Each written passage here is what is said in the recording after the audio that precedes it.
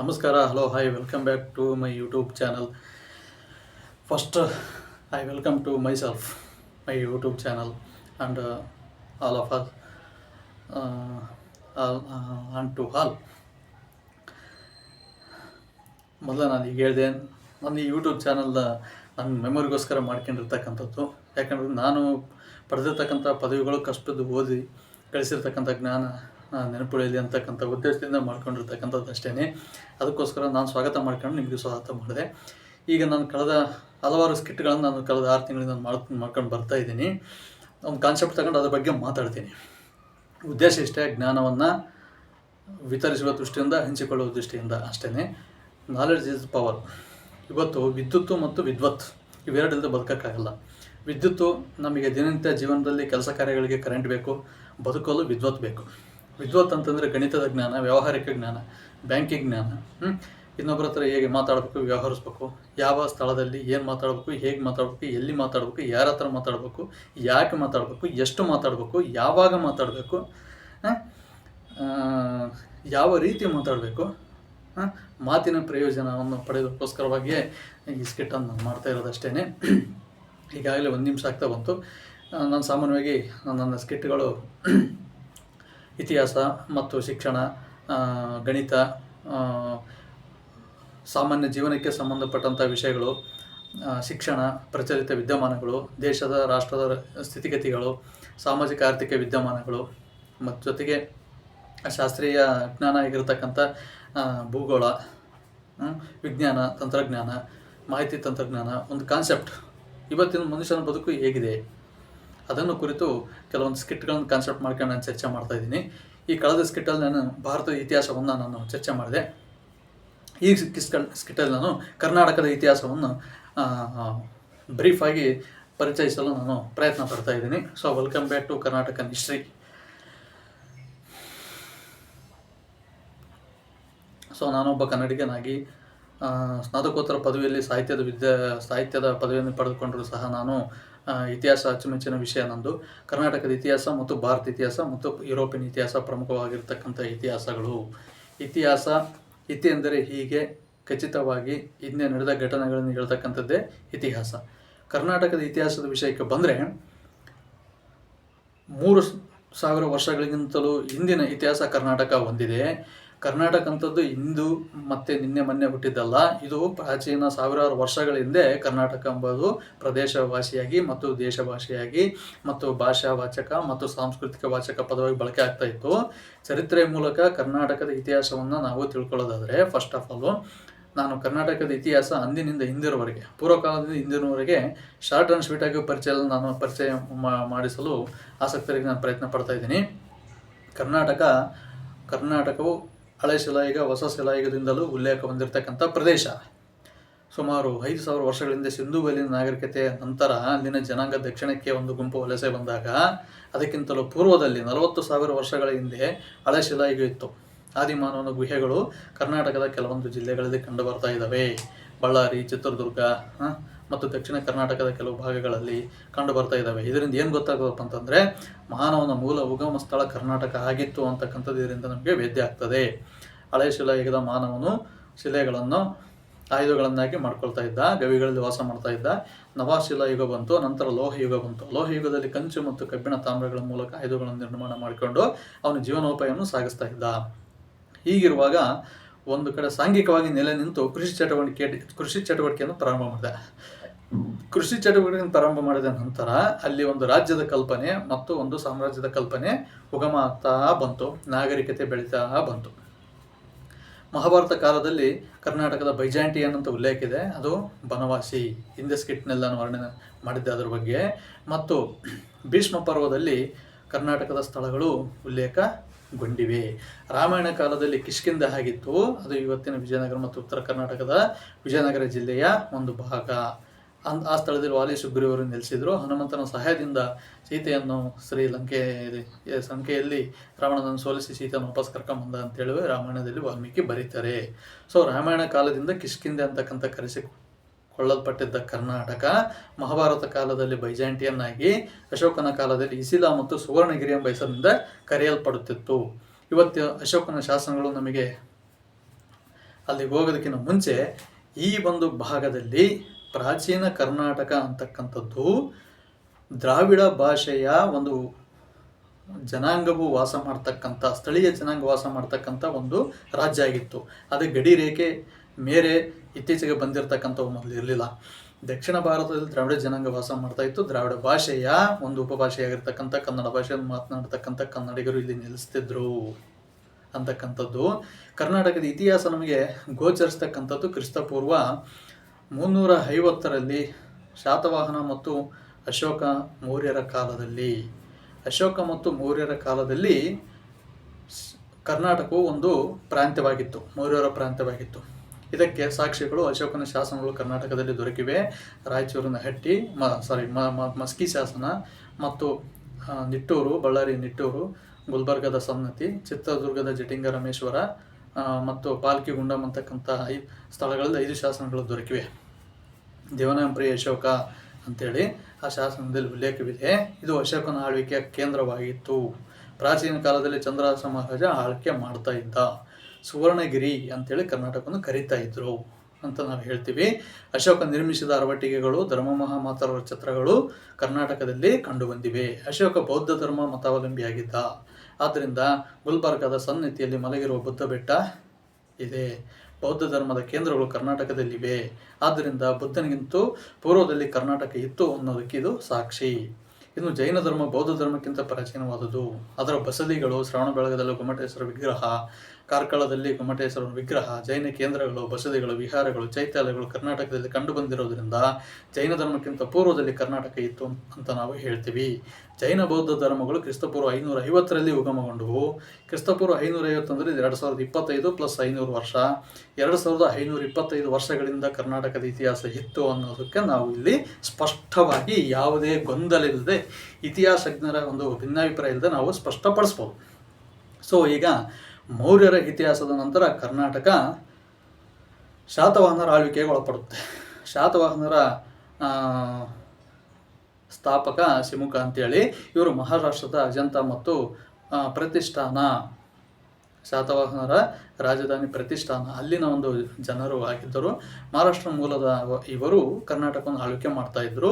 ಅದರ ಪ್ರಮುಖ ದೊರೆ 17ನೇ ಹಾಲ. ಈತನ ಕೃತಿ ಗಾಥಾ ಸಪ್ತಸತಿಯಲ್ಲಿ ಕರ್ನಾಟಕದ ಸ್ಥಳಗಳ ಉಲ್ಲೇಖ ಇದೆ. ಕರ್ನಾಟಕದ ಆಡಳಿತ ಭಾಷೆ ಮತ್ತು ಪ್ರಾಕೃತ ಮತ್ತು ದ್ರಾವಿಡ ಭಾಷೆ ಮತ್ತು ಸಂಸ್ಕೃತ ಆಗಿತ್ತು ಅಂತಕ್ಕಂಥದ್ದು ಹೇಳ್ತೀವಿ. ಕರ್ನಾಟಕದಲ್ಲಿ ಬೌದ್ಧ ಗುಹಾಲಯಗಳು ಇವೆ. ಅವು ಬೌದ್ಧರ ಈ ಶಾತವಾಹನರ ಆಳ್ವಿಕೆಯಿಂದ ಬಂದಿರತಕ್ಕಂಥವು ಅಂತ ನಾವು ಹೇಳ್ತೀವಿ. ಶಾಲಿವಾಹನ ಸಖೆ 1947 ಇದೆಷ್ಟಿದು, ಇದು ಎಷ್ಟು ಶಾಲಿವಾಹನ ಸಖೆ ಪ್ರಕಾರ ಈ ವರ್ಷ ಎಷ್ಟು, ಇವತ್ತಿನ ಡೇಟ್ ಎಷ್ಟು, 2025 ಡಿಸೆಂಬರ್ 6 ಆಯಿತು. ಅದು ಕ್ರಿಸ್ತ ಶಕದ ಮೂಲಕ. ಇದು ಕ್ಯಾಲೆಂಡ್ರು ಬ್ರಿಟಿಷ್ ಕ್ಯಾಲೆಂಡರ್, ಇದು ಯುರೋಪಿಯನ್ ಕ್ಯಾಲೆಂಡರ್, ಗ್ರಿಗೋರಿಯನ್ ಕ್ಯಾಲೆಂಡರ್ ಅಂತ ಕರಿತೀವಿ. ನಮ್ಮ ಕ್ಯಾಲೆಂಡ್ರು ಶಾಲಿವಾಹನ ಸಖೆ. ಅದನ್ನು ಬಳಸ್ತೀವಿ ನಾವು. ಕೆಲವೊಂದು ಪಂಚಾಂಗಗಳಲ್ಲಿ, ಕೆಲವೊಂದು ಆಹ್ವಾನ ಪತ್ರಿಕೆಗಳಲ್ಲಿ ಅದನ್ನು ಹಾಕ್ತಾರೆ. ಶಾಲಿವಾಹನ ಶಕೆ ಪ್ರಕಾರ ಶಾತವಾಹನರು ಸ್ಥಾಪನೆ ಮಾಡಿರ್ತಕ್ಕಂಥ ಶಕವರ್ಷ ಶಾಲಿವಾಹನ ಶಕೆ ಪ್ರಕಾರ 1947 ನಾವು ಇರ್ತಕ್ಕಂಥ ಬದುಕಿರ್ತಕ್ಕಂಥ ವರ್ಷ ಇದು. ನೋಡಿ, ನಿಜವಾಗಿ ನೋಡ್ಬೇಕಂದ್ರೆ ಸ್ವಾತಂತ್ರ್ಯ ಇವತ್ತು ಸಿಕ್ಕಿದೆ ನಮಗೆ.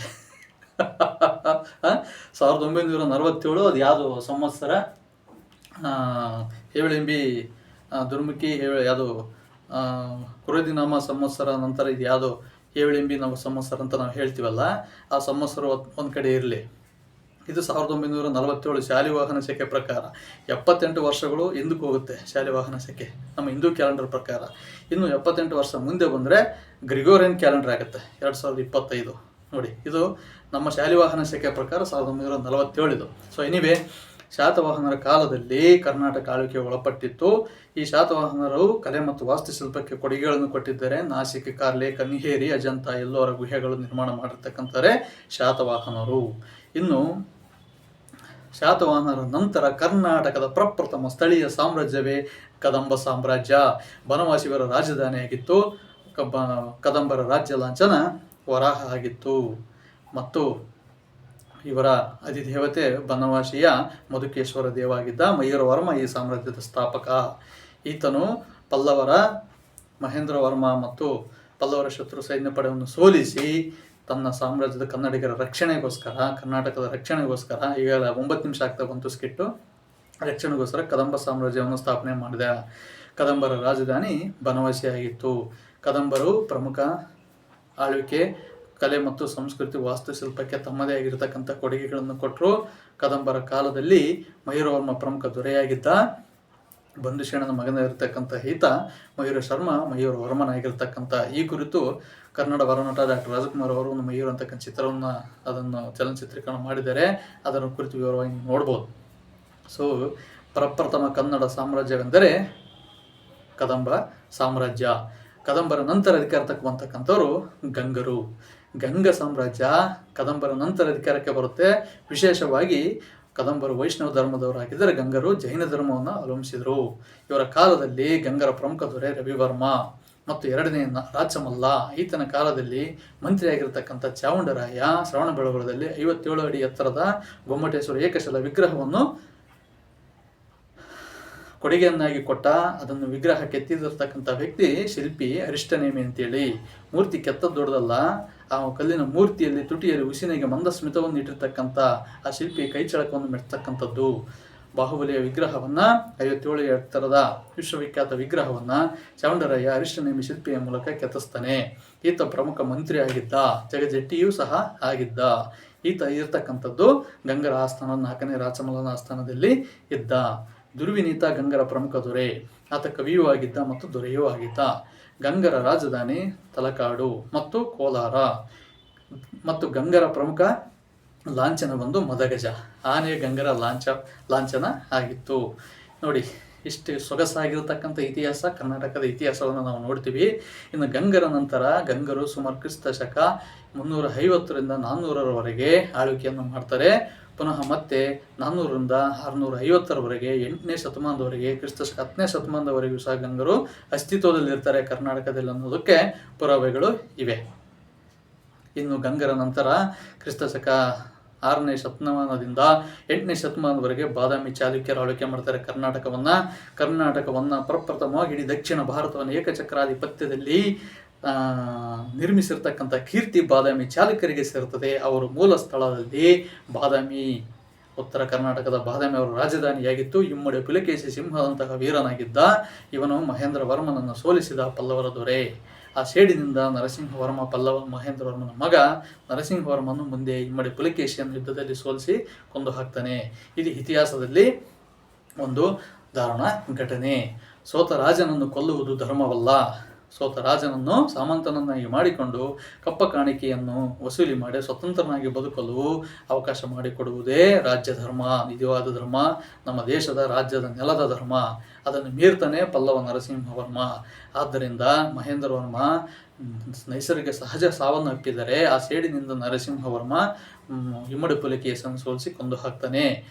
ಇವರು ವೈಷ್ಣವರಾಗಿದ್ದರು. ಬಾದಾಮಿ, ಪಟ್ಟದಕಲ್ಲು, ಐಹೊಳೆ ಇವರ ಪ್ರಮುಖ ಸ್ಥಳಗಳಾಗಿದ್ದವು. ಬಾದಾಮಿ ಇವರ ಒಂದು ರಾಜಧಾನಿಯಾಗಿತ್ತು. ಇದನ್ನು ವಾತಾಪಿ ಅಂತಲೂ ಕರೀತಾರೆ. ಬಾದಾಮಿ ಚಾಲುಕ್ಯರು ಮಹಾರಾಷ್ಟ್ರ, ಆಂಧ್ರ ಪ್ರದೇಶ, ಕೇರಳ, ತಮಿಳುನಾಡು ಗಂಟ ಏಕಪ್ಪ ಸಾಮ್ರಾಜ್ಯವನ್ನು ಸ್ಥಾಪಿಸಿದ ಪ್ರಪ್ರಥಮ ಕರ್ನಾಟಕದ ದೊರೆಗಳಾಗಿದ್ದರು. 1ನೇ ತೈಲಪ ಮತ್ತು 1ನೇ ಪುಲಕೇಶಿ, 2ನೇ ಪುಲಕೇಶಿ, ವಿಕ್ರಮಾದಿತ್ಯ ಇವರೆಲ್ಲರೂ ಬಾದಾಮಿ ಚಾಲುಕ್ಯರ ಪ್ರಮುಖ ಅರಸರಾಗಿದ್ದರು. ಕೊನೆಯ ದೊರೆ 2ನೇ ಮೃಗೇಶ ವರ್ಮ. ಇನ್ನು ಬಾದಾಮಿ ಚಾಲುಕ್ಯರ ಕಾಲದಲ್ಲಿ ಇಮ್ಮಡಿ ಪುಲಕೇಶಿ ಆಸ್ಥಾನಕ್ಕೆ ಚೀನಿ ಯಾತ್ರಿಕ ಪ್ರಸಿದ್ಧ ಹುಯನ್ಸಾಂಗ್ ಭೇಟಿ ನೀಡಿರ್ತಾನೆ.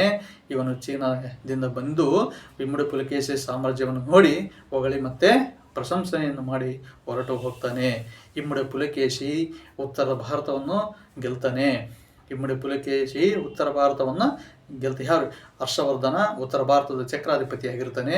ಉತ್ತರ ಭಾರತ ಚಕ್ರಾಧಿಪತಿಯಾಗಿರ್ತಕ್ಕಂಥ ಹರ್ಷವರ್ಧನನನ್ನು ಕ್ರಿಸ್ತ 640ರ ಆಸುಪಾಸಿನಲ್ಲಿ ಸೋಲಿಸಿದ ಕರ್ನಾಟಕದ ಪ್ರಥಮ ದೊರೆ ಇಮ್ಮಡಿ ಪುಲಕೇಶಿ. ಇಮ್ಮಡಿ ಪುಲಕೇಶಿಯಿಂದ ಹರ್ಷವರ್ಧನ ಸೋಲ್ತಾನೆ ಅಂತ ಐಹೊಳೆ ಪ್ರಶಸ್ತಿ ಶಾಸನದಲ್ಲಿ ವರ್ಣಿಸಲಾಗಿದೆ. ರವಿಕೀರ್ತಿ ರಚಿಸಿದ ಐಹೊಳೆ ಪ್ರಶಸ್ತಿ ಶಾಸನದಲ್ಲಿ ಇದರ ಉಲ್ಲೇಖವಿದೆ.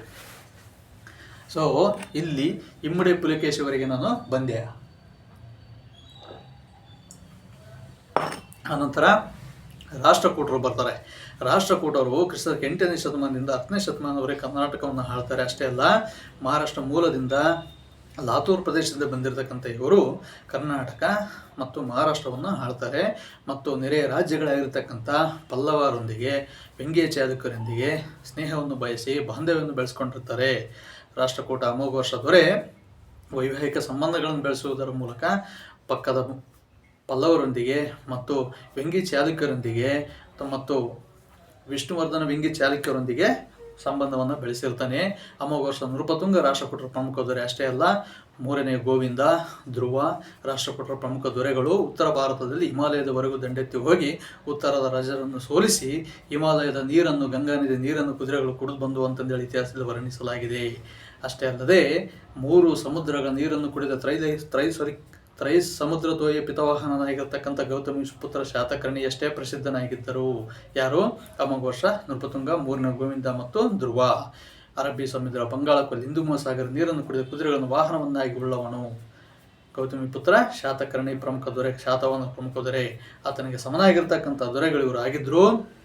ಈ ರಾಷ್ಟ್ರಕೂಟರ ಕಾಲದಲ್ಲಿ ಇವರ ರಾಜ್ಯ ಲಾಂಛನ ಗರುಡ ಆಗಿತ್ತು ಮತ್ತು ಇಲ್ಲಿಯವರೆಗೆ ಕರ್ನಾಟಕದ ರಾಜಮನೆತನಗಳ ಸೈನ್ಯ ಅಶ್ವಪಡೆ, ಗಜಪಡೆ, ಕಾಲ್ಪಡೆ, ಸೈನ್ಯ ಪಡೆ ಇತ್ತು. ಆದರೆ ಮದ್ದುಗುಂಡುಗಳ ಪಿರಂಗಿ ಪಡೆ ಇರಲಿಲ್ಲ.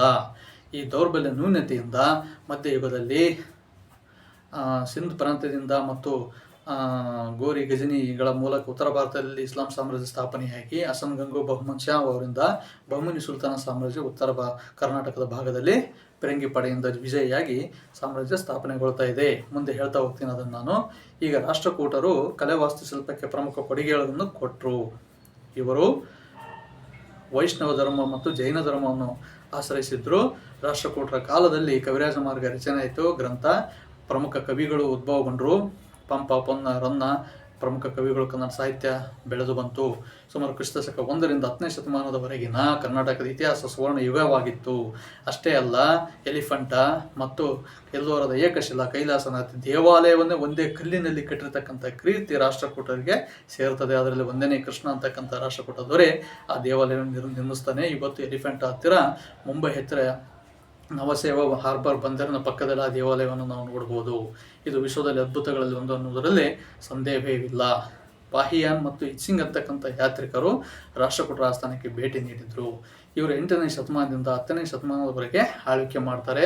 ರಾಷ್ಟ್ರಕೂಟರ ಕಾಲದಲ್ಲಿ ಕಲೆ, ವಾಸ್ತುಶಿಲ್ಪ, ಸಾಹಿತ್ಯ ಸಮೃದ್ಧಿಯಾಗಿ ಬೆಳೀತದೆ.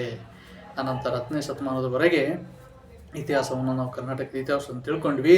ರಾಷ್ಟ್ರಕೂಟರ ಕೊನೆಯ ದೊರೆ 2ನೇ ಕರ್ಕ ಅಂತಕ್ಕಂಥ ರಾಷ್ಟ್ರಕೂಟರ ಸ್ಥಾಪಕ ದಂತಿದುರ್ಗ, ಚಾಲುಕ್ಯರ ಸ್ಥಾಪಕ ದಡಿಗ ಮತ್ತು ಮಾಧವ, ಗಂಗರ ಸ್ಥಾಪಕ ದಡಿಗ ಮಾಧವ ಮತ್ತು ಚಾಲುಕ್ಯರ ಸ್ಥಾಪಕ 1ನೇ ಪುಲಕೇಶಿ.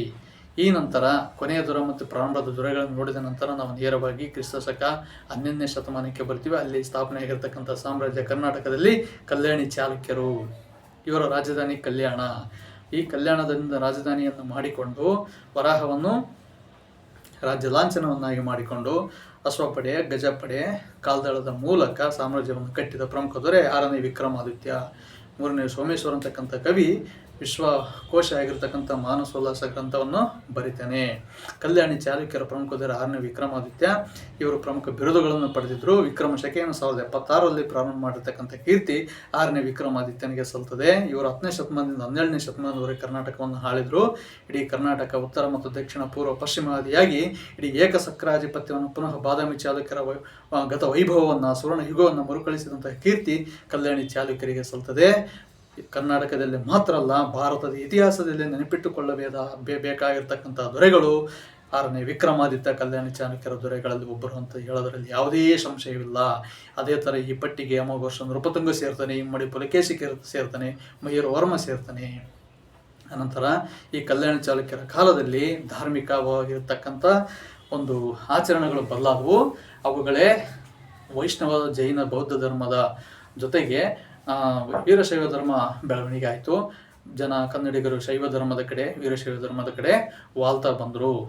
6ನೇ ವಿಕ್ರಮಾದಿತ್ಯನ ನಂತರ, ಕಲ್ಯಾಣಿ ಚಾಲುಕ್ಯರ ಸಾಮ್ರಾಜ್ಯದ ನಂತರ ಕಲೆ ವಾಸ್ತುಶಿಲ್ಪದ ಕ್ಷೇತ್ರದಲ್ಲಿ ಒಂದು ದ್ರಾವಿಡ ಶೈಲಿಯಲ್ಲಿ ದೇವಾಲಯಗಳನ್ನು ನಿರ್ಮಾಣ ಮಾಡಿದರು. ಅನಂತರ ಕಲ್ಯಾಣಿ ಕಲಚೂರಿಯರು ಬಂದರು. ಕಲಚೂರಿಯರ ಪ್ರಮುಖದರೆ ಬಿಜ್ಜಳ ದೇವ, ಆತನ ಆಸ್ಥಾನ ಮಂತ್ರಿ ಬಸವಣ್ಣನಾಗಿದ್ದ. ಈತನ ಕಾಲದಲ್ಲಿ ಬಸವೇಶ್ವರರು ಜೀವಿಸಿದ್ರು ಕರ್ನಾಟಕದಲ್ಲಿ. ವಚನ ಕ್ರಾಂತಿ, ಸಾಮಾಜಿಕ ಧಾರ್ಮಿಕ ಸುಧಾರಣೆಯನ್ನು ಮಾಡಿದರು.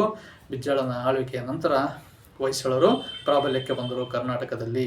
ಈ ಸಂದರ್ಭಗಳಲ್ಲಿ ಅನೇಕ ಶೈವ ದೇವಾಲಯಗಳು ಮತ್ತು ಶಿವಲಿಂಗ ಮೂರ್ತಿ ದೇವಾಲಯಗಳು ನಿರ್ಮಾಣವಾದವು. ಕರ್ನಾಟಕದ ಎಲ್ಲೆಡೆ ನಿರ್ಮಾಣ ಆದವು ಮತ್ತು ನಂದಿ ವಿಗ್ರಹಗಳು ಸಹ ನಿರ್ಮಾಣ ಆದವು. ಬಿಜ್ಜಳನ ಆಸ್ಥಾನದಲ್ಲಿ ಅರ್ಥಮಂತ್ರಿ ಆಗಿರತಕ್ಕಂಥ ಬಸವೇಶ್ವರರು ತಮ್ಮ ಕಾಲಮಾನವನ್ನು ಸಾಮಾಜಿಕ ಧಾರ್ಮಿಕ ಸುಧಾರಣೆಗೆ ಮೀಸಲಾಗಿಟ್ಟಿದ್ದ ಕಾರಣ ಕನ್ನಡ ಸಾಹಿತ್ಯ ಪಂಪರನ್ನರಿಂದ ವಚನ ಸಾಹಿತ್ಯಕ್ಕೆ ಬಂತು, ಭಕ್ತಿ ಯುಗಕ್ಕೆ ಬಂತು. ಹಳೆಗನ್ನಡ ಸಂಸ್ಕೃತ ಭೂಯಿಷ್ಠಿ ಶೈಲಿಯಿಂದ ಸರಳವಾದ ಜನರಿಗೆ ಅರ್ಥವಾಗುವಂಥ ಭಾಷೆಯಲ್ಲಿ ವಚನಗಳನ್ನು ಬರೆದರು, ಸಾಹಿತ್ಯವನ್ನು ಬರೆದರು, ಜ್ಞಾನವನ್ನು ಜನಗಳಿಗೆ ಕೊಟ್ಟರು. ಯಾಕಂದರೆ ಸಂಸ್ಕೃತಿ ಎಲ್ಲರಿಗೂ ಬರಲ್ಲ. ಅಲ್ಲಿರ್ತಕ್ಕಂಥ ವಿಷಯವನ್ನು ಭಾಷಾಂತರ ಮಾಡಿ ಜನರಿಗೆ ವಚನಗಳ ಮೂಲಕ ಸರಳವಾಗಿ ಏಕಂ ಸತ್ ವಿಪ್ರಂ ಬಹುಧಾವದಂತಿ ಅದನ್ನು ಕನ್ನಡದಲ್ಲಿ ದೇವನೊಬ್ಬ ನಾಮ ಹಲವು, ಕಾಯಕವೇ ಕೈಲಾಸ ಅಂತಕ್ಕಂಥ ವಿಶ್ವವಿಖ್ಯಾತ ತತ್ವವನ್ನು ಜಗತ್ತಿಗೆ ನೀಡಿರ್ತಕ್ಕಂಥ ಜಗಜ್ಯೋತಿ ಬಸವೇಶ್ವರರು ಅತ್ಯಂತ ಪ್ರಭಾವಶಾಲಿಯಾಗಿರ್ತಕ್ಕಂಥ ವಿಶ್ವಮಾನ್ಯರು ಅಂತಕ್ಕಂಥ ಮಾತಿನಲ್ಲಿ ಯಾವುದೇ ಅನುಮಾನ ಇಲ್ಲ. ಈ ಸಂದರ್ಭದಲ್ಲಿ ಹೇಳೋಕ್ಕೆ ಇಷ್ಟಪಡ್ತೀನಿ ಸ್ನೇಹಿತರೆ, ಬಸವೇಶ್ವರರ ಒಂದು ಜಗಜ್ಯೋತಿ ಜೀವನ ಇಡೀ ವಿಶ್ವಕ್ಕೆ ಮಾದರಿಯಾಗಿರ್ತಕ್ಕಂಥ ಜೀವನ ಆಗಿದೆ. ಅವರು ಸ್ಥಾಪಿಸಿರ್ತಕ್ಕಂಥ ಈ ತತ್ವಗಳು ಇವತ್ತು ಜಗದ್ದು ವಿಶ್ವವಿಖ್ಯಾತವಾಗಿವೆ. ಎಲ್ಲ ಧರ್ಮಗಳಿರತಕ್ಕಂಥ ಸಾರವನ್ನು ಬಸವೇಶ್ವರ ವಚನಗಳ ಮೂಲಕ ಹೇಳಿದರು. ಇದನ್ನೇ ಮೊನ್ನೆ ಅಂಬೇಡ್ಕರ್ ತತ್ವಗಳಲ್ಲಿ, ವಿದ್ಯಾಭ್ಯಾಸ ಮತ್ತು ಗ್ರಂಥಗಳಲ್ಲಿ, ನಿಯಮಗಳಲ್ಲಿ ಇಡೀ ಭಾರತದ ಒಂದು ರಾಜ್ಯ ಸಾಂಸ್ಥಿಕ ರೂಪವನ್ನು ಕೊಟ್ಟಿರ್ತಕ್ಕಂಥ ಆಸ್ಥಾನದಿಂದ ಜನಸಾಮಾನ್ಯರ ಕಡೆಗೆ, ಜನಸಾಮಾನ್ಯರಿಂದ ಒಂದು ರೀತಿ ಪ್ರಜಾಪ್ರಭುತ್ವ ಕಲ್ಪನೆಯೇ ಅವತ್ತೇ ಸಹ ಭಾರತದಲ್ಲಿ ನೆಲೆಗೊಂಡಿತ್ತು. ಅನುಭವ ಮಂಟಪದ ಮೂಲಕ, ವಚನ ಸಾಹಿತ್ಯದ ಚಳವಳಿಯ ಮೂಲಕ, ಶರಣರ ಮೂಲಕ, ಕವಯಿತ್ರಿಯರ ಮೂಲಕ ಬಸವೇಶ್ವರ ನೇತೃತ್ವದಲ್ಲಿ ಸುಧಾರಣೆ ಇತ್ತು. ಕರ್ನಾಟಕ ಡೆವಲಪ್ಮೆಂಟ್ ಆಯ್ತು ಅಂತ ಹೇಳ್ಬೋದು. ಆನಂತರ ಬರ್ತಕ್ಕಂಥದ್ದೇ ವಿಜಯನಗರ ಸಾಮ್ರಾಜ್ಯ. ಈ ಒಂದು ಮಧ್ಯದಲ್ಲಿಯೇ ಕೆಳದಿಯ ಶಿವಪ್ಪ ನಾಯಕ ಮತ್ತು ಇಕ್ಕೇರಿಯ ನಾಯಕರು, ಕೊಡಗು ಸಂಸ್ಥಾನ ಮತ್ತು ಚಿತ್ರದುರ್ಗದ ನಾಯಕರು ಈ ಕರ್ನಾಟಕವನ್ನು ಆಳ್ವಿಕೆ ಮಾಡ್ತಾರೆ. ಅದನ್ನು ಮುಂದೆ ಹೇಳ್ತಾ ಹೋಗ್ತೀನಿ. ಆನಂತರ ಕಲ್ಯಾಣಿ ಚಾಲುಕ್ಯರ ನಂತರ, ಕಲಚೂರಿಯರ ನಂತರ ವಿಜಯನಗರ ಸಾಮ್ರಾಜ್ಯ ಸ್ಥಾಪನೆ ಆಗ್ತದೆ. ವಿಜಯನಗರ ಸಾಮ್ರಾಜ್ಯ ಹರಿಹರ ಕಬುಕ್ಕರ ಮೂಲಕ, ಮಾರಪ್ಪ ಮುದ್ದಪ್ಪ ಸಂಘರ ಮೂಲಕ ಸ್ಥಾಪನೆಗೊಂಡು ವಿದ್ಯಾರಣ್ಯರ ಮೂಲಕ ಮೊಲವೇ ನಾಯಿಯನ್ನು ಓಡಿಸಿಕೊಂಡು ಹೋಗ್ತಕ್ಕಂಥ ದೃಶ್ಯ ಗಂಡುಮೆಟ್ಟಿನ ನಾಡಿನಲ್ಲಿ ಈ ವಿಜಯನಗರ ಸಾಮ್ರಾಜ್ಯ ಸ್ಥಾಪನೆ ಆಗ್ತದೆ. ಹಂಪಿ ವಿಶ್ವವಿಖ್ಯಾತವಾಗಿರ್ತಕ್ಕಂಥ ವಿಶ್ವಪರಂಪರ ಪಟ್ಟಿಯ ಸ್ಥಳದಲ್ಲಿ ಮೆರೆದಿರ್ತಕ್ಕಂಥ ಈ ಸುವರ್ಣ ಯುಗದ ಸಾಮ್ರಾಜ್ಯಕ್ಕೆ ರಷ್ಯಾದ ಡೊಮಿಂಗೋ ಪಯಸ್, ರಷ್ಯಾ ಮತ್ತು ಇಟಲಿಯ ಡೊಮಿಂಗೋ ಪಯಸ್, ರಷ್ಯಾದ ನಿಕಟಿನ್ ಮತ್ತು ನಾನಾ ವಿದೇಶಿ ಯಾತ್ರಿಕರು ಬಂದು ಹಂಪಿಯನ್ನು ನೋಡಿ ಕೊಂಡಾಡಿ ಗ್ರಂಥಗಳಲ್ಲಿ ಬರೆದಿದ್ದಾರೆ. ರಾಬರ್ಟ್ ಸಿವಿಲ್ ಫರ್ಗೆಟೆನ್ ಎಂಪೈರ್ ಅಂತ ಗ್ರಂಥವನ್ನು ಬರೀತೇನೆ, ಮರೆತು ಹೋದ ಸಾಮ್ರಾಜ್ಯ ಅಂತೇಳಿ. ಸುವರ್ಣ ಯುಗವಾಗಿತ್ತು ಕರ್ನಾಟಕ ಅವತ್ತಿನ ಸಂದರ್ಭದಲ್ಲಿ. ರಾಮನಗರಂ ಅಂತಕ್ಕಂಥ, ಭಾಗ್ಯನಗರ ಅಂತಕ್ಕಂಥ ಹೈದರಾಬಾದಿನ ಹಿಂದಿನ ಹೆಸರು ಭಾಗ್ಯನಗರಂ. ಮುತ್ತು ಹವಳಗಳಲ್ಲಿ ಮಾರ್ತಾ ಇದ್ರು. ವಿಜಯನಗರ ಸಾಮ್ರಾಜ್ಯದ ಪ್ರಮುಖ ಮಾರುಕಟ್ಟೆಯಾಗಿತ್ತು. ಇಲ್ಲಿಂದ ಅಲ್ಲಿಗೆ ಮುತ್ತು ಹವಳಗಳು ಸಪ್ಲೈ ಆಗ್ತಿದ್ವು ಅಂತಕ್ಕಂಥದ್ದು ಹೇಳ್ತಾರೆ. ಮುತ್ತು ಹವಳ ರಾಶಿಗಳನ್ನು ರಸ್ತೆಯಲ್ಲಿ ಮಾರ್ತಾ ಇದ್ರು. ಪ್ರಮುಖ ದೊರೆ ಕೃಷ್ಣದೇವರಾಯ ಕರ್ನಾಟಕ ಅಂದ್ರೆ ರಮಾರಮಣ ಎಂದು ಬಿರುದನ್ನು ಹೊಂದಿದ್ದ. ಅಮುಕ್ತ ಮಾಲ್ಯದ ಮತ್ತು ರಾಯವಾಚಕಮ ಎಂತಕ್ಕಂಥ ಗ್ರಂಥವನ್ನು ತೆಲುಗಿನಲ್ಲಿ ಮತ್ತು ಕನ್ನಡದಲ್ಲಿ ಬರೆದ. ಕರ್ನಾಟಕ, ಆಂಧ್ರ ಪ್ರದೇಶ, ಕೇರಳ, ತಮಿಳುನಾಡುವರೆಗೂ, ಮಹಾರಾಷ್ಟ್ರದವರೆಗೂ ವಿಜಯನಗರ ಸಾಮ್ರಾಜ್ಯ ವ್ಯಾಪಿಸಿತ್ತು. ಎರಡನೇ ದೇವರಾಯ 4 ಸಂತತಿಗಳು ಈ ಸಾಮ್ರಾಜ್ಯವನ್ನು ಆಳ್ತವೆ: ಸಂಗಮ, ಸಾಳ್ವ, ತುಳು ಮತ್ತು ಹರವೀಡು. ವಿಜಯನಗರ ಸಾಮ್ರಾಜ್ಯದಲ್ಲಿ ಕಲೆ ವಾಸ್ತುಶಿಲ್ಪದಲ್ಲಿ ಉತ್ತುಂಗ ಶಿಖರಕ್ಕೆ ಏರಿದ ಬೆಳವಣಿಗೆ ಆಗ್ತದೆ. ಅದಕ್ಕಿಂತ ಪೂರ್ವದಲ್ಲಿ ಹೊಯ್ಸಳರ ಕಾಲದಲ್ಲಿ ಸುವರ್ಣಯುಗ ಆಗಿತ್ತು. ನಾನು ಅದನ್ನು ಬಿಟ್ಟು ಹೇಳ್ತೀನಿ, ಇಲ್ಲಿ ಕೋರ್ಲೇಟ್ ಮಾಡಿ. ವಿಜಯನಗರ ಸಾಮ್ರಾಜ್ಯ ಅತ್ಯಂತ ಪ್ರಭಾವಶಾಲಿಯಾಗಿರ್ತಕ್ಕಂಥ ಸಾಮ್ರಾಜ್ಯ ಆಗಿತ್ತು. ಈ ಭಾರತ ದೇಶದ ಸಂಸ್ಕೃತಿ ಜನಾಂಗವನ್ನು ರಕ್ಷಿಸಲು ಎತ್ತಿ ನಿಂತಿರ್ತಕ್ಕಂಥ ಕಟ್ಟಕಡೆ ಹಿಂದೂ ಸಾಮ್ರಾಜ್ಯ ಅಂತಂದು ಹೇಳೋದನ್ನು ವರ್ಣನೆ ಮಾಡ್ತಾರೆ. ಇದು ಸಾಮ್ರಾಜ್ಯ ತಾಳಿಕೋಟೆ ಯುದ್ಧದಲ್ಲಿ ಅಳಿಯ ರಾಮರಾಯ ಅರವೀಡು ಸಂತತಿಯ ದೊರೆ 85 ವರ್ಷದ ವಯಸ್ಸಿನಲ್ಲಿ ತಾಳಿಕೋಟೆ ಯುದ್ಧದಲ್ಲಿ 5 ಶಾಹಿ ರಾಜ್ಯಗಳೊಂದಿಗೆ ಸೋತು ಪತನಗೊಳ್ಳುತ್ತೆ, ಆಳಂಪಿ ಆಗುತ್ತೆ. ಅಲ್ಲಿ 5 ರಾಜ್ಯಗಳು: ಬೀದರ್ನ ಬರೀದ್ ಶಾಹಿ, ಅಹಮದ್ನಗರ ನಿಜಾಮ್ ಶಾಹಿ, ಗೋಲ್ಕೊಂಡದ ಕುತುಬ್ ಶಾಹಿ, ಬಿಜಾಪುರದ ಆದಿಲ್ ಶಾಹಿ ಮತ್ತು ಬಿರಾರ್ನ ಹಿಮಾದ್ ಶಾಹಿ ರಾಜ್ಯಗಳು ಪರಸ್ಪರ ಅಂತಃಕಲದಲ್ಲಿ ಕಚ್ಚಾಡುವಂತೆ ಮಾಡಿರ್ತಕ್ಕಂಥ ರಾಮರಾಯನಿಂದ ಕುಹಕವನ್ನು ತಿಳಿದಿರ್ತಕ್ಕಂಥವರೆಲ್ಲರೂ ಒಳ್ಳೆಯ ಉದ್ದೇಶವನ್ನು ಹೊಂದಿದ್ರು. ಅವರು ಒಗ್ಗಟ್ಟಾಗಿ ತಾಳಿಕೋಟೆ ಯುದ್ಧದಲ್ಲಿ ಕೆಲವೊಂದು ಧಾರ್ಮಿಕ ಭಾವನೆಗಳ ಮೂಲಕ ಸೋಲ್ತಾರೆ. ಆ ನಂತರ ವಿಜಯನಗರ ಸಾಮ್ರಾಜ್ಯ ಪತನ ಹೊಂದಿ ಹಂಪಿಯಾಗಿ ಉಳಿಯುತ್ತೆ. ಈ ನಂತರ ಇಂದಿನ ಸರ್ಕಾರಗಳು ಹಂಪಿಯ ಡೆವಲಪ್ಮೆಂಟ್ ಮಾಡಿ ಮತ್ತು ವಿಶ್ವಪರಂಪರೆ ಪಟ್ಟಿಯಲ್ಲಿ ಹಂಪಿಯನ್ನು ಸೇರಿಸಿದರೆ. ಉತ್ತರದಲ್ಲಿ ಏಕಚಕ್ರಾಧಿಪತ್ಯವನ್ನು ಮಾಡಿರ್ತಕ್ಕಂಥ ಪ್ರಮುಖ ದಕ್ಷಿಣ ಭಾರತದ ಕಟ್ಟಕಡೆ ಹಿಂದೂ ಸಾಮ್ರಾಜ್ಯ ವಿಜಯನಗರ ಸಾಮ್ರಾಜ್ಯ ಅಂತ ಹೇಳ್ತಾರೆ. ಹಂಪಿಯ ಕಲ್ಲಿನ ರಥ, ಅನಂತರ ತುಂಗಭದ್ರಾ ನದಿಯಲ್ಲಿ ದಡದಲ್ಲಿರ್ತಕ್ಕಂಥ ದೇವಾಲಯಗಳು, ವಿಜಯ ವಿಠ್ಠಲ ಸ್ವಾಮಿ ದೇವಾಲಯ, ಎಲ್ಲ ದೇವಾಲಯಗಳನ್ನು ನಿರ್ಮಾಣ ಮಾಡಿದರು. ಸ್ವರ್ಣ ಯುಗವಾಗಿತ್ತು, ಚಿನ್ನದ ಯುಗವಾಗಿತ್ತು ವಿಜಯನಗರ ಸಾಮ್ರಾಜ್ಯದ ಕಾಲದಲ್ಲಿ. ಅದಕ್ಕಿಂತ ಪೂರ್ವದಲ್ಲಿ ಹೊಯ್ಸಳರು ಆಳ್ವಿಕೆ ಮಾಡಿ ಹೋಗ್ತಾರೆ. ಹೊಯ್ಸಳ ಅಂದರೆ ಏನಪ್ಪ, ಹುಲಿಯನ್ನು ಹೊಯ್ಸಳ ಅಂತಂದೇಳಿ ಸುದತ್ತ ಮುನಿಗಳು ಅಲ್ಲಿ ಆಕ್ರಮಣ ಮಾಡಿರ್ತಕ್ಕಂಥ ಹುಲಿಯನ್ನು ಕೊಲ್ಲಲು ಸಳನಿಗೆ ಅಲ್ಲಿರ್ತಕ್ಕಂಥ ನೃಪಕಾಮನಿಗೆ ಹೇಳ್ತಾರೆ. ಅಲ್ಲಿ ಒಂದು ಆಯುಧದ ಮೂಲಕ ಹೊಯ್ಸಳನು ಆ ಖಡ್ಗದಿಂದ ಸ್ಥಳವನ್ನು ಹುಲಿಯನ್ನು ಕೊಲ್ಲುವ ದೃಷ್ಟಿಯಿಂದ ಹೊಯ್ಸಳ ಅಂತ ಹೆಸರು ಬಂತು. ಇವರು ಹೊಯ್ಸಳರ ಪ್ರಮುಖ ಅಂದರೆ ಬಿಟ್ಟಿದೇವ ವಿಷ್ಣುವರ್ಧನ. ಈತ ಜೈನ ಧರ್ಮವನ್ನು ಅವಲಂಬಿಸಿದ್ದ. ಇವರ ಕಾಲದಲ್ಲಿ ಸುವರ್ಣ ಯುಗ ಆಗಿತ್ತು. ಕಲೆ ವಾಸ್ತುಶಿಲ್ಪದಲ್ಲಿ ಬೇಲೂರಿನ ಚನ್ನಕೇಶವ ದೇವಾಲಯ, ಸೋಮನಾಥಪುರದ ತಳಕಾಡಿನ ಕೀರ್ತಿನಾರಾಯಣ ದೇವಾಲಯ, ಸೋಮನಾಥಪುರದ ಕೇಶವ ದೇವಾಲಯ, ಹಳೆಬೀಡಿನ ಹೊಯ್ಸಳೇಶ್ವರ ದೇವಾಲಯಗಳು ಈತನ ಕಾಲದಲ್ಲಿ ನಿರ್ಮಾಣ ಆದವು. ಇವತ್ತು ನೋಡ್ತೀವಿ ಬೇಲೂರಿನ ಕಲೆ ವಾಸ್ತುಶಿಲ್ಪ ಇಡೀ ಕರ್ನಾಟಕದಲ್ಲಿ, ದೇಶದಲ್ಲಿ ಜಗದ್ವಿಖ್ಯಾತವಾಗಿದೆ. ಆ ದೇವಾಲಯಗಳನ್ನು ಕಟ್ಟಿಸಿದ ದೊರೆಗಳು ಬೇರೆ ಯಾರು ಅಲ್ಲ, ಹೊಯ್ಸಳ ದೊರೆಗಳು ಅಂತಕ್ಕಂಥದ್ದು ನಾವು ಕರ್ನಾಟಕ ಇತಿಹಾಸದಲ್ಲಿ ನೋಡ್ತೀವಿ. ಜೈನ ಧರ್ಮ ಅತ್ಯಂತ ಪ್ರಭಾವಕಾರಿ ಆಗಿತ್ತು. ಈ ಹೊಯ್ಸಳ ದೊರೆಗಳ ನಂತರ ನಾವು ದ್ರಾವಿಡ ಶೈಲಿಯಲ್ಲಿ ವಾಸ್ತುಶಿಲ್ಪವನ್ನು ನೋಡ್ತೀವಿ. ಉತ್ತರದ ನಾಗರ ಶೈಲಿ, ದಕ್ಷಿಣದ ದ್ರಾವಿಡ ಶೈಲಿಗೆ ಸೇರಿ ಹೊಯ್ಸಳ ಶೈಲಿ ಮಿಶ್ರಗೊಂಡು ನಕ್ಷತ್ರಾಕಾರ ಜಗತಿಯ ಮೇಲೆ ದೇವಾಲಯಗಳನ್ನು ನಿರ್ಮಾಣ ಮಾಡಿದರು ಈ ಹೊಯ್ಸಳ ದೊರೆಗಳು. ಇನ್ನು ದ್ರಾವಿಡ ಶೈಲಿಯಲ್ಲಿ ಪಂಪ ವಿರೂಪಾಕ್ಷ ದೇವಾಲಯದ ಅತ್ಯಂತ ದೊಡ್ಡ ಗೋಪುರ ಈ ವಿಜಯನಗರ ಕಾಲದಲ್ಲಿ ನಿರ್ಮಾಣ ಆಯಿತು. ಇಂಜಿನಿಯರಿಂಗ್ ಕ್ಷೇತ್ರದಲ್ಲಿ ದೇವಾಲಯಗಳು ನಿರ್ಮಾಣ ಮಾಡ್ತಕ್ಕಂಥ ಈ ಸಂದರ್ಭದಲ್ಲಿ ವಿಜಯನಗರ ಸಾಮ್ರಾಜ್ಯ ಇತಿಹಾಸದವರೆಗೆ ನಾವು ಕರ್ನಾಟಕದ ಇತಿಹಾಸವನ್ನು ತಿಳ್ಕೊಂಡ್ವಿ. ಆನಂತರ 16ನೇ ಶತಮಾನದಲ್ಲಿ ಆಗಲೇ ಪೋರ್ಚುಗೀಸರು ಮತ್ತು ಯುರೋಪಿಯನ್ನರ ಪ್ರವೇಶ ಆಗಿತ್ತು. 1100ರಲ್ಲಿ ಮಹಮ್ಮದೀಯರ ಪ್ರವೇಶ ಭಾರತ ದೇಶದಲ್ಲಿ ಆಗಿತ್ತು. ಮಹಮ್ಮದೀಯರು ಕ್ರಿಸ್ತಶಕ 10ನೇ ಶತಮಾನದಲ್ಲಿ ಬಂದರೂ ಸಹ ಈ ಮಣ್ಣಿನ ಮಕ್ಕಳಾಗಿ ಹೋದರು. ಆದರೆ ಬ್ರಿಟಿಷರು ಭಾರತೀಯರನ್ನು ಒಡೆದಾಳುವ ನೀತಿಯಿಂದ, ಸಹಾಯಕ ಸೈನ್ಯ ಪದ್ಧತಿಯಿಂದ ಶೋಷಣೆ ಮಾಡಲು ಶುರು ಮಾಡಿದರು. ಪ್ರಾಚೀನ ಕಾಲದಿಂದಲೂ ಈ ಭಾರತ ದೇಶವನ್ನು ಕೊಳ್ಳೆಯೊಡಲಿರ್ತಕ್ಕಂಥ ಸ್ಥಳಗಳಾಗಿ ಮಾರ್ಪಡಿಸಿದರು. 1600ರಲ್ಲಿ ಬ್ರಿಟಿಷರು ಭಾರತಕ್ಕೆ ಬಂದು ವಿಜಯನಗರ ಸಾಮ್ರಾಜ್ಯದ ನಂತರ ಅಸ್ತಿತ್ವಕ್ಕೆ ಬಂದಿರತಕ್ಕಂಥ ಸಾಮ್ರಾಜ್ಯವೇ ಮೈಸೂರು ಒಡೆಯರ ಸಾಮ್ರಾಜ್ಯ. ಇದಕ್ಕಿಂತ ಪೂರ್ವದಲ್ಲಿ ಚಿತ್ರದುರ್ಗದಲ್ಲಿ 5ನೇ ಮದಕರಿ ನಾಯಕ, ದೊಡ್ಡ ಸಂಕಟ ನಾಯಕ ಮುಂತಾದವರು ಮರಾಠರ ವಿರುದ್ಧ ಹೋರಾಟ ಮಾಡಿದರು. ಉತ್ತರದಲ್ಲಿ ಮರಾಠರ ಆಕ್ರಮಣವನ್ನು ತಡೆದಂತಹ ಕೀರ್ತಿ ಈ ಚಿತ್ರದುರ್ಗದ ಪಾಳೆಯಗಾರರಿಗೆ ಸಲ್ತದೆ.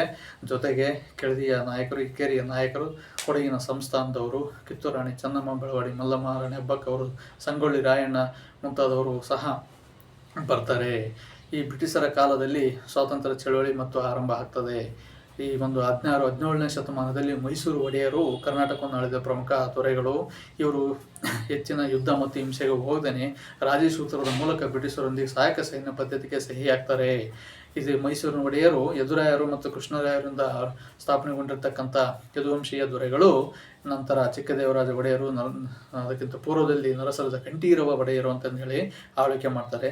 ದೊಡ್ಡ ದೇವರಾಜ ಒಡೆಯರು ರಾಜ ಒಡೆಯರು, ಚಿಕ್ಕದೇವರಾಜ ಒಡೆಯರು ಪ್ರಮುಖ ರಾಜರು. ಈತನ ಕಾಲದಲ್ಲಿ ಬೆಂಗಳೂರು ನಿರ್ಮಾಣ ಆಗ್ತದೆ. ಮಹಾರಾಷ್ಟ್ರ ಭೂಪಾಲ ಜಾಲರಿ ಪಂಥ ಬಿರುದನ್ನು ಪಡೆದಿರತಕ್ಕಂಥ ಚಿಕ್ಕದೇವರಾಜ ಒಡೆಯರು ನವಕೋಟಿ ನಾರಾಯಣ ಅಂತಂದೇಳಿ ಬಿರುದನ್ನು ಹೊಂದಿದ್ದ. ಈತನ ಕಾಲದಲ್ಲಿ ಮೈಸೂರು ಆಧುನಿಕ ಮೈಸೂರು ಆಗಿ ಪರಿವರ್ತನೆಗೊಳ್ಳುತ್ತದೆ ಮತ್ತು ಬೆಳವಣಿಗೆ ಆಗ್ತದೆ. ಆಧುನಿಕ ಕರ್ನಾಟಕ ಆಗಿ ಬೆಳವಣಿಗೆ ಆಗ್ತದೆ. ಈತನ ನಂತರ ನಾಲ್ವಡಿ ಕೃಷ್ಣರಾಜ ಒಡೆಯರು ಬರ್ತಾರೆ. ಈತನ ಕಾಲದಲ್ಲಿ ಪ್ರಮುಖ ದಿವಾನರ ಆಳ್ವಿಕೆ ಬರ್ತದೆ. ಪೂರ್ಣಯ್ಯ ಸರ್, ವಿಶ್ವೇಶ್ವರಯ್ಯ ಸರ್, ಮಿರ್ಜಾ ಇಸ್ಮಾಯಿಲ್ ಮತ್ತು ಶೇಷಾದ್ರಿ ಅಯ್ಯರ್ ಅವರು ಪ್ರಮುಖ ಕೊಡುಗೆಗಳನ್ನು ಸಲ್ಲಿಸ್ತಾರೆ. ವಿಶ್ವವಿಖ್ಯಾತ ಇಂಜಿನಿಯರ್ ಆಗಿರ್ತಕ್ಕಂಥ ವಿಶ್ವೇಶ್ವರ ದಿವಾನರಾಗಿ ಇಡೀ ಮೈಸೂರನ್ನು ಬೆಳವಣಿಗೆ ಮಾಡ್ತಾರೆ. KRS ಕಟ್ತಾರೆ. ತುಂಗಭದ್ರಾ ಅಣೆಕಟ್ಟು, ಆಲ್ಮಟ್ಟಿಗಳು ಮುಂದೆ ನಿರ್ಮಾಣ ಆಗ್ತವೆ. ಆ ಮಾದರಿಯಲ್ಲಿ ಪ್ರಮುಖ ವಿಶ್ವವಿಖ್ಯಾತ ಆಧುನಿಕ ಮೈಸೂರಿನ ನಿರ್ಮಾಪಕ, ಆಧುನಿಕ ಮೈಸೂರಿನ ನಿರ್ಮಾಪಕರಾಗಿ ವಿಶ್ವೇಶ್ವರಯ್ಯನವರು ಮತ್ತು ನಾಲ್ವಡಿ ಕೃಷ್ಣರಾಜ ಒಡೆಯರು ನಿಲ್ತಾರೆ. ಈ ಮೈಸೂರು ದೊರೆಗಳು ಮೈಸೂರಿನ ಬೆಳವಣಿಗೆಗೆ ಪ್ರಮುಖ ಪಾತ್ರವನ್ನು ಕೊಟ್ಟಿದ್ದಾರೆ. ಇತಿಹಾಸದಲ್ಲಿ ಅವರ ಹೆಸರು ಚಿರಸ್ಥಾಯಿಯಾಗಿದೆ. ಆ ರೀತಿಯಲ್ಲಿ ಸಬ್ಮಾರ್ಕ್ ಕಬ್ಬನ್ ಮತ್ತು ಸಬ್ಮಾರ್ಕ್ ಬೋರಿಂಗ್ ಅವರ ಕಮಿಷನರ್ ಆಳ್ವಿಕೆ ಬಂದಾಗ ಮತ್ತು ಟೆಲಿಫೋನ್ ಮತ್ತು ರೈಲ್ವೆ ಅಂಚೆ ತಂತಿ ವ್ಯವಸ್ಥೆ, ಸಂಪರ್ಕ ವ್ಯವಸ್ಥೆಯಲ್ಲಿ ಮತ್ತು ಸಂವಹನ ಕ್ಷೇತ್ರದಲ್ಲಿ ವೇಗವಾದ ಬೆಳವಣಿಗೆ ಆಗ್ತದೆ. ಈ ನಡುವೆ ಹೈದರಾಲಿ ಟಿಪ್ಪು ಸುಲ್ತಾನರು ಬ್ರಿಟಿಷರ ವಿರುದ್ಧ ಹೋರಾಟ ಮಾಡ್ತಾರೆ. ಅಲ್ಲಿ ದಳವಾಯಿಗಳ ಆಳ್ವಿಕೆಯನ್ನು ತಿಕ್ಕಿ ಬ್ರಿಟಿಷರ ವಿರುದ್ಧ ಟಿಪ್ಪು ಸುಲ್ತಾನ್ ಮತ್ತು ಹೈದರಾಲಿಯವರು 1ನೇ ಆಂಗ್ಲೋ ಮೈಸೂರು ಯುದ್ಧ, 2ನೇ ಆಂಗ್ಲೋ ಮೈಸೂರು ಯುದ್ಧ, 3ನೇ ಆಂಗ್ಲೋ ಮೈಸೂರು ಯುದ್ಧ, 4ನೇ ಆಂಗ್ಲೋ ಮೈಸೂರು ಯುದ್ಧದಲ್ಲಿ ಟಿಪ್ಪು ಸುಲ್ತಾನ್ ಮರಣ ಹೊಂದುತ್ತಾನೆ. ಶ್ರೀರಂಗಪಟ್ಟಣ ರಾಜಧಾನಿ ಆಗಿತ್ತು. ಅನಂತರ ಬ್ರಿಟಿಷರು ಮೈಸೂರನ್ನು 4 ಭಾಗಗಳಾಗಿ ವಿಂಗಡಣೆ ಮಾಡಿ ಒಂದು ಮದ್ರಾಸ್ ಪ್ರೆಸಿಡೆಂಟಿಗೆ ಒಂದು ಕೊಡಗು ಸಂಸ್ಥಾನಕ್ಕೆ ಮತ್ತು ಇನ್ನೊಂದು ಮೈಸೂರಿನ ಅರಸರಿಗೆ ವಿಭಾಗ ಮಾಡಿ ಕೊಡ್ತಾರೆ. ಅಲ್ಲಿ ಇದರಲ್ಲಿ ಟಿಪ್ಪು ಸುಲ್ತಾನ್ ಆಳ್ವಿಕೆ ಕೊನೆಗೊಂಡು ಮೈಸೂರಿನ ಒಡೆಯರಿಗೆ ಅಧಿಕಾರ ಮತ್ತೆ ಮಳೆ ಬರ್ತದೆ. ಅಲ್ಲಿ ಮೈಸೂರು ಒಡೆಯರು ಶಾಂತಿಯುತ ಆಡಳಿತವನ್ನು ಮಾಡ್ತಾ ಇರ್ತಾರೆ. ಮುಂದೆ 1857ರ ದಂಗೆ ಆಗ್ತದೆ. ಆ ದಂಗೆ ಈಸೂರು ದುರಂತದಲ್ಲಿ ನಮ್ಮ ಕರ್ನಾಟಕದಲ್ಲೂ ಸಹ ಮರುಕಳಿಸ್ತದೆ. ಬೆಳಗಾವಿ ಕಾಂಗ್ರೆಸ್ ಅಧಿವೇಶನದಲ್ಲಿ ಮಹಾತ್ಮ ಗಾಂಧೀಜಿಯವರು ಸಹ ಭಾಗವಹಿಸಿದರು 1924ರಲ್ಲಿ.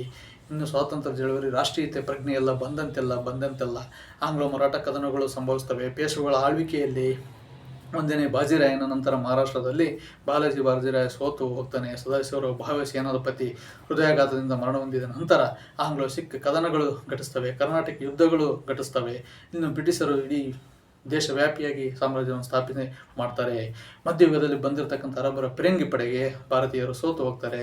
ಅನಂತರ ಬಂದಿರತಕ್ಕಂಥ ಬಂದೂಕಿನ ಪಡೆಗೆ ಮುಸ್ಲಿಮರು ಮತ್ತು ಹಿಂದೂಗಳು ಸೋತು ಇಡೀ ಬ್ರಿಟಿಷ್ ಸಾಮ್ರಾಜ್ಯ ಸ್ಥಾಪನೆ ಮಾಡ್ತಾರೆ ಬ್ರಿಟಿಷರು.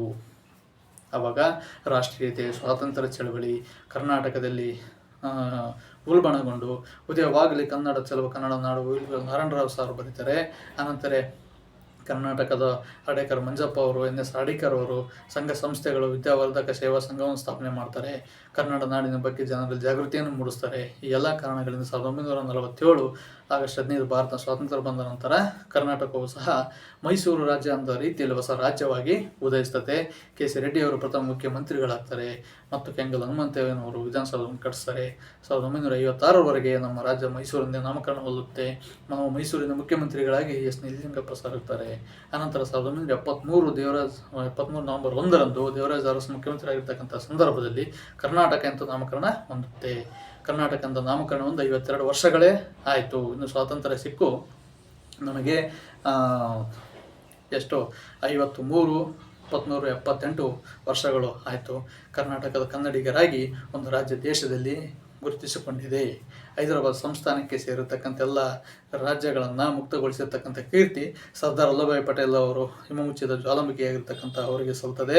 ಹೈದರಾಬಾದನ್ನು ನಿಜಾಮಿಂದ ಬಿಡುಗಡೆ ಹೊಂದಿಸಿ ಮತ್ತು ಸೈನ್ಯವನ್ನು ಕಳಿಸಿ ಅದನ್ನು ಅಗಪ್ಪೆ ಮಾಡಿರ್ತಕ್ಕಂಥ ಸ್ವತಂತ್ರ ಮಾಡ್ತಾರೆ. ಗೋವಾವನ್ನು 1973ರಲ್ಲಿ ಪೋರ್ಚುಗೀಸರು ಬಿಟ್ಟು ಹೋಗಿ ಗೋವಾ ಪ್ರತ್ಯೇಕ ರಾಜ್ಯ ಆಗ್ತದೆ. ಇಡೀ ಕರ್ನಾಟಕ 1973ರಿಂದ ಕರ್ನಾಟಕ ಆಗಿ ಬರ್ತದೆ. 1947ರಿಂದ ನಿಜಲಿಂಗಪ್ಪ ಅವರು, KC ರೆಡ್ಡಿ ಅವರು, ಗುಂಡೂರಾವ್ ಅವರು ಮತ್ತು ದೇವರಾಜ ಅರಸು ಸರ್ ಅವರು, JS ಪಟೇಲ್ ಸರ್ ಅವರು, SM ಕೃಷ್ಣ ಸರ್ ಅವರು ಎಲ್ಲ ಮುಖ್ಯಮಂತ್ರಿಗಳಾಗಿ ಭೂ ಸುಧಾರಣಾ ಕಾಯ್ದೆಗಳ ಮೂಲಕ, ನೀರಾವರಿ ಸೌಕರ್ಯಗಳ ಮೂಲಕ, ಡ್ಯಾಮ್ಗಳನ್ನು ಕಟ್ಟುವುದರ ಮೂಲಕ ರಾಜ್ಯದ ಜನರನ್ನು ಬೆಳೆಸ್ತಾರೆ ಮತ್ತು ರಾಜ್ಯವನ್ನು ಅಭಿವೃದ್ಧಿ ಪಥದಲ್ಲಿ ಸಾಗಿಸ್ತಾ ಹೋಗ್ತಾರೆ.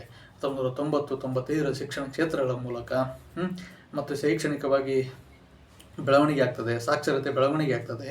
ಕರ್ನಾಟಕದ ಜನಸಂಖ್ಯೆ ಸರ್ವಿಸ್ ಸೆಕ್ಟರ್ನಲ್ಲಿ ತೊಡಗ್ತಾರೆ. ಕೈಗಾರಿಕೆ ಕ್ರಾಂತಿ ಆಗ್ತದೆ. ಕೈಗಾರಿಕೆ ಕ್ಷೇತ್ರದಲ್ಲಿ ವಿಶ್ವೇಶ್ವರಯ್ಯನವರು ಪ್ರಮುಖ ಕೊಡುಗೆಯನ್ನೇ ನೀಡ್ತಾರೆ. ಕೈಗಾರಿಕೀಕರಣ ನಾಶ ಅಂತ ಘೋಷಣೆಯನ್ನು ಕೊಟ್ಟಿರ್ತಕ್ಕಂಥ ಅವರು ಎಂಜಿನಿಯರಿಂಗ್ ಕ್ಷೇತ್ರದಲ್ಲಿ, ಕೈಗಾರಿಕೆ ಕ್ಷೇತ್ರದಲ್ಲಿ ಕಬ್ಬಿಣ ಉಕ್ಕಿನ ಕಾರ್ಖಾನೆ ಭದ್ರಾವತಿ ಆಗಿರ್ಬೋದು, ಮೈಸೂರು ಸ್ಯಾಂಡಲ್ ಸೋಪ್ ಫ್ಯಾಕ್ಟರಿ ಆಗಿರ್ಬೋದು, ಅನಂತರ ಹೊಸ ಕಾರ್ಖಾನೆಗಳ ಸ್ಥಾಪನೆ ಆಗ್ತವೆ. ಕರ್ನಾಟಕದ ಜನ ಆರ್ಥಿಕವಾಗಿ, ಸಾಮಾಜಿಕವಾಗಿ ಬೆಳೀತಾರೆ, ಸಾಂಸ್ಕೃತಿಕವಾಗಿ ಬೆಳೀತಾರೆ, ರಾಜಕೀಯವಾಗಿ, ಭಾಷಿಕವಾಗಿ ಬೆಳೀತಾರೆ. ರಾಜಕೀಯ ಪರಿಕಲ್ಪನೆ ಬರ್ತದೆ. 1950 ಜನವರಿ 26ರಂದು ಸಂವಿಧಾನ ಜಾರಿಗೆ ಬರ್ತದೆ. ಇಡೀ ಕರ್ನಾಟಕ ಒಂದು ತನ್ನ ಆಡಳಿತ ಕ್ಷೇತ್ರವನ್ನಾಗಿ ವಿಧಾನಸೌಧದಲ್ಲಿ ಕೆಳಮನೆ ಮೇಲ್ಮನೆ ವಿಧಾನ ಪರಿಷತ್ ವಿಧಾನಸಭೆಯ ಮೂಲಕ ದ್ವಿಸದನ ಒಂದು ಪ್ರಜಾಪ್ರಭುತ್ವ ರಾಜ್ಯವಾಗಿ ಕರ್ನಾಟಕವು ಭಾರತದ 30 ರಾಜ್ಯಗಳಲ್ಲೊಂದಾಗಿ ಸುಮಾರು 6 ಕೋಟಿ ಜನಸಂಖ್ಯೆಯನ್ನು ಹೊಂದಿರತಕ್ಕಂಥ ರಾಜ್ಯವಾಗಿ ಇದು ಪ್ರಜ್ವಲಿಸ್ತಾ ಇದೆ. ಇದು ಕರ್ನಾಟಕದ ಇತಿಹಾಸ. ಇವತ್ತು ಕರ್ನಾಟಕ ರಾಜ್ಯದಲ್ಲಿ ಮುಖ್ಯಮಂತ್ರಿಗಳ ನೇತೃತ್ವದಲ್ಲಿ ಕರ್ನಾಟಕದ ಮರಳು ನಡೀತಾ ಇದೆ. ಪ್ರಜಾಪ್ರಭುತ್ವ ರಾಜ್ಯವಾಗಿ ಅಭಿವೃದ್ಧಿ ಪಥದಲ್ಲಿ ದೇಶದಲ್ಲಿ ಸಾಗ್ತಾ ಇದೆ ಅಂತ ಮಾತನ್ನು ಹೇಳ್ಬೋದು ಸ್ನೇಹಿತರೆ. ಈ ಒಂದು ಕರ್ನಾಟಕದ ಇತಿಹಾಸದಲ್ಲಿ ಇನ್ನು ಬೆಂಗಳೂರು ರಾಜಧಾನಿಯಾಗಿದೆ. ಸಿಲಿಕಾನ್ ಸಿಟಿ ಅಂತ ಕರೀತಾರೆ. IT BT ಕ್ಷೇತ್ರಗಳ ಮಾಹಿತಿ ತಂತ್ರಜ್ಞಾನ ನೆಲೆಬೀಡು ಅಂತ ಹೇಳ್ತಾರೆ. ಉದ್ಯಾನ, ಲಾಲ್ಬಾಗ್, ಕಬ್ಬನ್ ಪಾರ್ಕ್ ಅಂತ ಪ್ರಮುಖ ಪಾರ್ಕ್ಗಳು ಇದ್ದಾವೆ. ಬೆಂಗಳೂರು ಐತಿಹಾಸಿಕವಾಗಿ ಕೆಂಪೇಗೌಡ ಅವರಿಂದ ಸ್ಥಾಪನೆಗೊಂಡಿರ್ತಕ್ಕಂಥ ಬೆಂದಕಾಳೂರು ಹೋಗಿ ಬೆಂಗಳೂರು ಆಗಿದೆ. ಇದು ಚರಿತ್ರಾತ್ಮಕವಾಗಿರ್ತಕ್ಕಂಥ ಐತಿಹಾಸಿಕ ಸ್ಥಳವಾಗಿದೆ ಬೆಂಗಳೂರು ಅಂತಕ್ಕಂಥದ್ದು. ಯಲಹಂಕ ನಾಡಪ್ರಭುಗಳಿಂದ ಸ್ಥಾಪನೆಗೊಂಡಿರ್ತಕ್ಕಂಥ ಬೆಂಗಳೂರು ಅಂತಾರಾಷ್ಟ್ರೀಯ ಮಾನ್ಯತೆ ಗಳಿಸಿರ್ತಕ್ಕಂಥ ಊರಾಗಿದೆ. ಇದು ಕರ್ನಾಟಕದ ರಾಜಧಾನಿಯಾಗಿದೆ.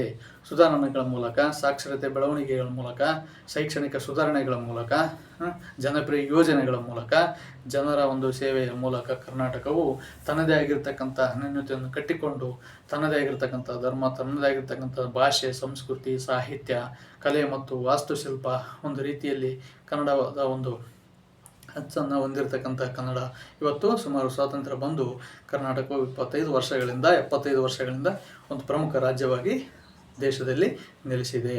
ಸುಮಾರು 2500 ವರ್ಷಗಳ ಇತಿಹಾಸವನ್ನು ಹೊಂದಿರತಕ್ಕಂಥ ಕರ್ನಾಟಕ ರಾಜ್ಯ ಇಂದು ಮುನ್ನಡೀತಾ ಇದೆ. ಇದು ಕರ್ನಾಟಕದ ಇತಿಹಾಸವನ್ನು ಬ್ರೀಫಾಗಿ ನಾನು 34 ನಿಮಿಷಗಳಲ್ಲಿ ಪರಿಚಯ ಮಾಡ್ತಕ್ಕಂಥ ಪ್ರಯತ್ನವನ್ನು ಮಾಡಿದೆ. ಸೊ ಏನಾದರೂ ದೋಷಗಳಿದ್ದಲ್ಲಿ ಫೀಡ್ಬ್ಯಾಕ್ ಮಾಡಿ ಅಂತ ಹೇಳ್ತಾ, ಇನ್ನು ಮುಂದಿನ ಸ್ಕಿಟ್ಗಳಲ್ಲಿ ಇನ್ನೊಂದು ಚರಿತ್ರೆಯನ್ನು ತೆಗೆದುಕೊಂಡು ಮಾತಾಡಲು ನಾನು ಆಸಕ್ತಿ ಹೊಂದಿದ್ದೇನೆ. ಒಳ್ಳೆಯ ಸ್ಕಿಟ್ಗಳನ್ನು ನಾನು ಮಾಡ್ತೀನಿ ಅಂತಕ್ಕಂಥ ಮಾತನ್ನು ಹೇಳ್ತಾ, ಕರ್ನಾಟಕದ ಇತಿಹಾಸವನ್ನು ಪ್ರತಿಯೊಬ್ಬ ಕನ್ನಡಿಗನೇ ತಿಳ್ಕೊಳ್ಳೋ ಅವಶ್ಯಕತೆ ಇದೆ, ಜ್ಞಾನಕ್ಕಾಗಿಗೋಸ್ಕರ ಅಂತ ಹೇಳ್ತಾ, ಸ್ಪರ್ಧೆಗಾಗಿ ಜೊತೆಗೆ ಜ್ಞಾನಕ್ಕಾಗಿ ಅಂತ ಹೇಳ್ತಾ ಈ ಒಂದು ಸ್ಕಿಟ್ಟನ್ನು ಇಲ್ಲಿಗೆ ಎಂಡ್ ಮಾಡ್ತಾ ಇದ್ದೀನಿ. ಜೈ ಹಿಂದ್, ಜೈ ಕರ್ನಾಟಕ.